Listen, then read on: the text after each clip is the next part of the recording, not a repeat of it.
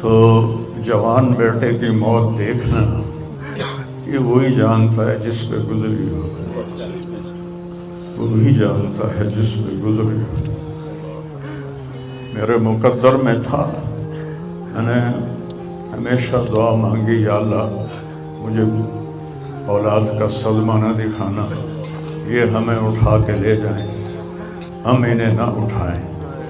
لیکن اللہ کی تقدیر وہ غالب ہے اور ہمیں اس پر راضی ہونے کا حکم ہے۔ میرے نبی کی دعا ہے، اللہم انی اسألک الرضا بعد القضاء، یا اللہ تو اپنی تقدیر پر مجھے راضی کر دے۔ تو بالکل ہم راضی ہیں، میرے سارے خاندان والے راضی ہیں، لیکن جو ایک زخم لگا ہے وہ بہت گہرا ہے، وہ اتنی جلدی بھرے گا نہیں۔ یہ میرا بیٹا سب سے قابل اور لائق بیٹا، تینوں بیٹوں سب سے لائق بیٹا تھا، سب سے نیک بیٹا تھا، اور اس نے غریبوں کے ساتھ کیا سلوک کرنا ہے اس نے ہمیں سکھایا۔ غریبوں کے اس نے دل خرید لیے تھے، ان کے ساتھ بیٹھ کے کھانا کھاتا تھا، ان کو اپنی قیمتی گاڑی میں بٹھاتا تھا۔ جو لوگ اپنی گاڑی کے قریب کسی کو نہ گزرنے دیں، وہ ان کو انہی گندے کپڑوں کے ساتھ، یہاں ایک پاگل رہتا ہے،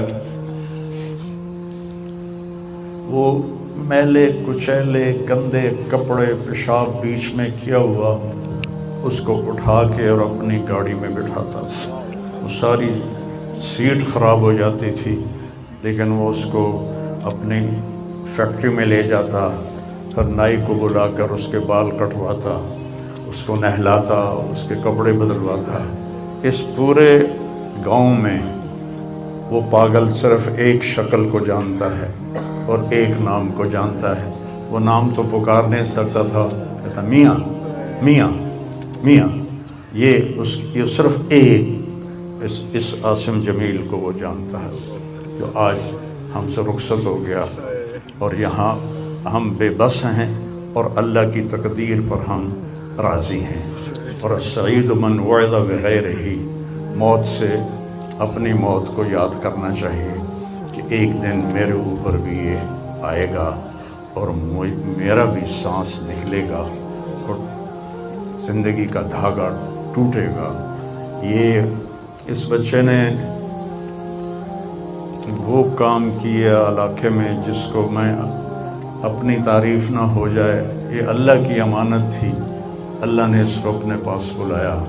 لیکن بہت کم والدین کو ایسی اولاد ملتی ہے، بہت کم والدین کو ایسی اولاد ملتی ہے، اور اسے جوانی میں اللہ نے بلا لیا۔ میں راضی ہوں، میرا سارا خاندان بھی راضی ہے، لیکن یہ رونا تو میرے بس میں نہیں۔ اللہ اولاد کے صدمے سے سب کو بچائے، اللہ اولاد کے صدمے سے سب کو بچائے۔ تو چھوٹے چھوٹے غم کے قابل نہیں ہے، میرے اوپر تو بہت بڑا غم ہے۔ میں اللہ کا شکر گزار ہوں، اور یہ سارا مجمع دیکھ کے مجھے حوصلہ ہو گیا ہے کہ میرا بیٹا واقعی بہت نیک تھا، جس کے لیے اتنا مجمع اس کے لیے دعا کرنے آیا ہے۔ 40 آدمی جنازے میں ہوں اور میت کے لیے دعا کریں تو میرے نبی نے فرمایا اس کی بخشش ہو جاتی ہے۔ تو یہ تو ماشاءاللہ ہزاروں گنتی سے بھی باہر مجمع کھڑا ہوا ہے۔ میں آپ سب کا شکر گزار ہوں، اور میرے بھائی اس دن کی تیاری کر کے مرنا چاہیے۔ اگر اللہ راضی ہے تو اللہ کی قسم موت سے خوبصورت کوئی پیغام نہیں، موت سے خوبصورت کوئی پیغام نہیں، اور اگر اللہ ناراض ہے تو موت سے خوفناک کوئی پیغام نہیں ہے۔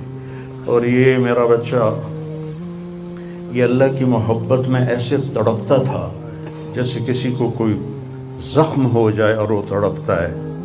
اور ہم اللہ کو جانتے ہیں، مانتے ہیں، ہمارے احساس میں اللہ کا تعلق شامل نہیں، ہم عقلی طور پر مانتے ہیں۔ میری 52 سال زندگی اللہ کے راستے میں نیک لوگ، اولیاء کرام، علماء کرام کے ساتھ گزری۔ میں باپ ہونے کی وجہ سے نہیں کہہ رہا، میں آپ کو یقین سے کہہ رہا ہوں، جیسی تڑپ اس بچے میں اللہ کی محبت کی تھی میں نے کبھی نہیں دیکھی۔ یہ 2 گھنٹے مجھ سے بات کرتا تھا اور میں ایسے بیٹھ کے سنتا رہتا تھا۔ بولنے والا کب سنتا ہے کسی کی بات، لیکن یہ ان پڑھ بالکل ڈسلیکسیا کا مریض تھا، حروف کی پہچان نہیں تھی اسے، تو اس لیے نہ یہ پڑھا، نہ دین کا کچھ پڑھا، نہ دنیا کا کچھ پڑھا، لیکن اللہ نے اس کو عقل، فہم اور اپنی محبت ایسی دی تھی کہ ہمیں محسوس ہوتا تھا کہ اس کے اندر اس محبت کی آگ ہے۔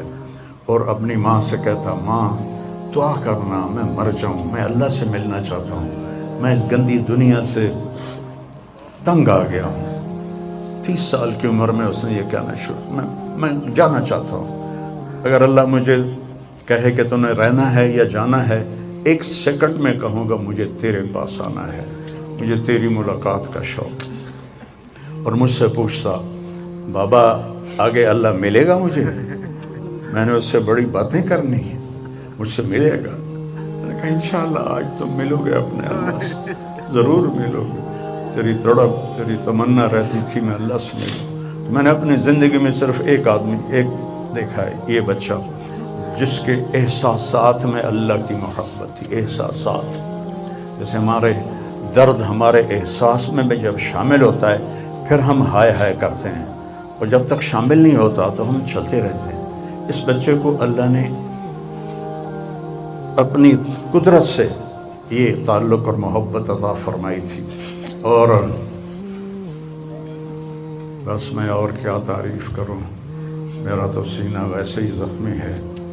یہ بہت عالی شان بچہ اللہ نے مجھے دیا تھا، میں اللہ کی تقدیر پہ راضی، اس نے اسی کا تھا، اس نے لے لیا۔ بھائیو، موت سے پہلے مرنے کی تیاری کر لو، آپس کی لڑائیاں چھوڑ دو، آپس کے جھگڑے چھوڑ دو، آپس کی نفرتیں چھوڑ دو۔ مرنے والے سے پوچھو کہ نفرت کا کیا فائدہ ہے، جھگڑوں کا کیا فائدہ ہے۔